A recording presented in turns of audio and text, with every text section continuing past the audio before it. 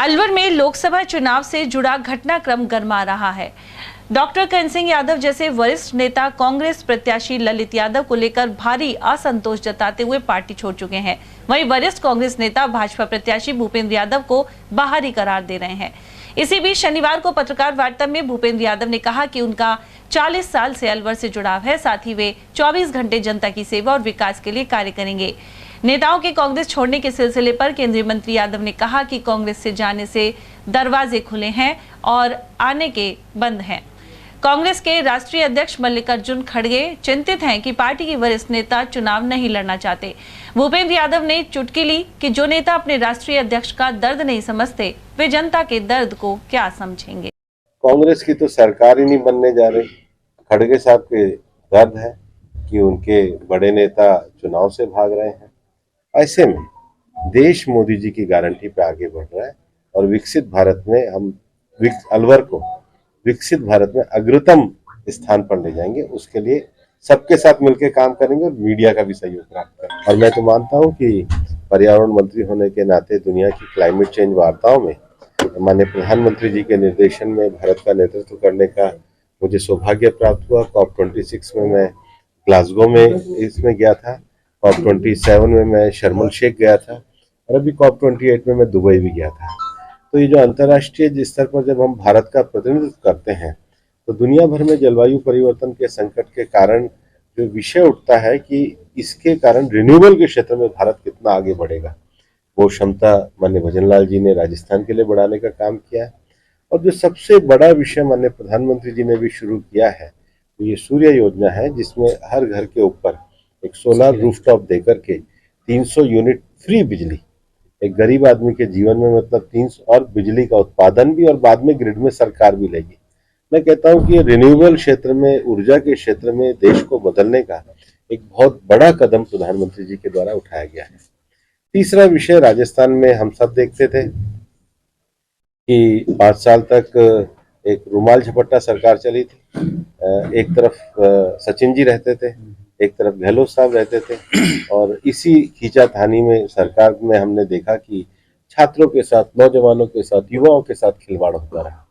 और नौजवानों के साथ जो खिलवाड़ हुआ, रोज राजस्थान में परीक्षा लीक के पर्चे होते थे। हमने आने के बाद अपने संकल्प पत्र में ये कहा कि हम इस पे कार्रवाई करेंगे।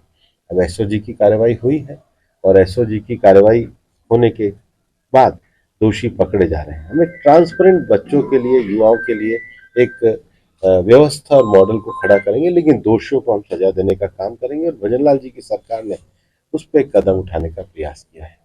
चौथा, जो भारतीय जनता पार्टी ने संकल्प पत्र किया था उसको पार्टी ने अपने राजस्थान सरकार का एक नीति दस्तावेज, पॉलिसी डॉक्यूमेंट के रूप में लागू किया है और चरणबद्ध तरीके से लागू कर रहे हैं। अभी 2 ही दिन पहले कैबिनेट ने राजस्थान में वैट को घटाने का काम किया। कितनी बार अशोक गहलोत जी से केंद्र सरकार ने कहा था कि राजस्थान का पेट्रोल सबसे महंगा पेट्रोल, राजस्थान का डीजल सबसे महंगा डीजल, और हम तो ये जानते हैं कि जो बॉर्डर के पेट्रोल पंप को भी कितना नुकसान होता था। मैं राजस्थान के मुख्यमंत्री जी के ये जो ऐतिहासिक रूप से उन्होंने अभी कैबिनेट का फैसला किया है, इसके लिए मैं भी उनको बधाई देता हूँ। उधर उन्होंने कहा कि केंद्र सरकार ने सौर ऊर्जा की नई योजना शुरू की है। इसके तहत हर घर में सौर ऊर्जा का प्लांट लग सकेगा और सरकार इसमें मदद करेगी। प्रत्याशी यादव के अनुसार भजन लाल सरकार ने सत्ता में आते ही परीक्षा में होने वाली गड़बड़ी को रोकने का काम किया। इसके अलावा पेट्रोल डीजल पर वैट घटाया गया है। इसके अलावा 10 सालों में हमने देश को बदलते हुए और प्रधानमंत्री नरेंद्र मोदी की गारंटी को साकार होते देखा है। चुनाव है, ये चुनाव प्रधानमंत्री नरेंद्र मोदी जी की गारंटी पे चुनाव हो रहा है।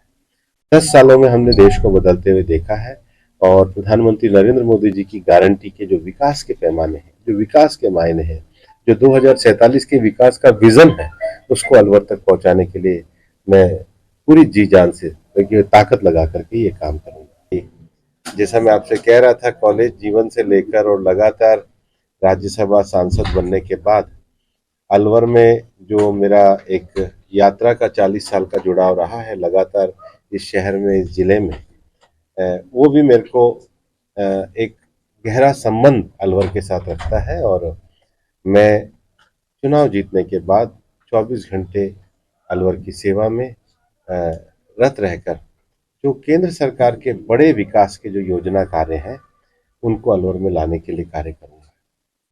राजस्थान में भजनलाल जी की सरकार आने के बाद अगर देखा जाए तो राजस्थान की सबसे बड़ी आवश्यकता पानी की है और पानी की आवश्यकता के लिए ईस्टर्न कैनाल का जो हमारे एरिया में पानी आना है, जो मध्य प्रदेश का और राजस्थान का जो समझौता हुआ है,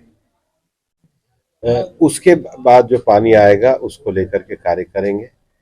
सामान्यतः यही विषय था कि ये पानी अलवर के क्षेत्र विशेष में, और राजगढ़ के लोगों ने मुझसे पूछा, माननीय मुख्यमंत्री जी से मैंने पुनः चर्चा भी करी और कहा कि हम अलवर के सभी क्षेत्रों के लिए इस पानी को लेकर जाएंगे क्योंकि पानी की बहुत आवश्यकता है।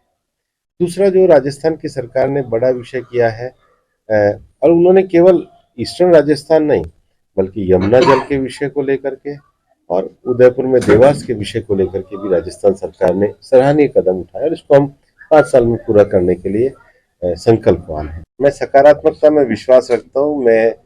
मुझे अलवर की जनता जो आशीर्वाद देगी उसके लिए मैं सेवा के संकल्प के लिए आगे बढ़ूंगा। अलवर के हर प्रोजेक्ट के लिए काम करूंगा। मैं तथ्यों के आधार पर विषयों का अध्ययन करके बोलने वाला व्यक्ति हूँ। मैं निश्चित रूप से अपना एजेंडा भी अलवर को